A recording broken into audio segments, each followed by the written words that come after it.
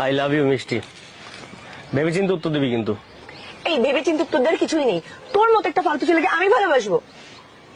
মনে রাখিস, বউ না বানাতে পারি, মেয়ে বানিয়ে ছাড়বো। शाबाश बेटा।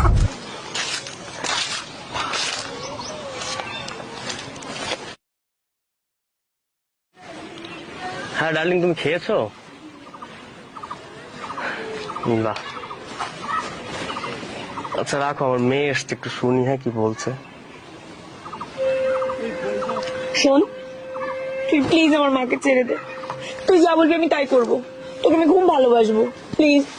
তোর জন্য আমার বাবাকে ডিভোর্স দিতে রাজি হয়ে গেছে। প্লিজ আমার মাকে ছেড়ে দে, প্লিজ। তখন বলেছিলাম একটু ভেবেচিন্তে উত্তর দিস, বাবা বলে ডাক।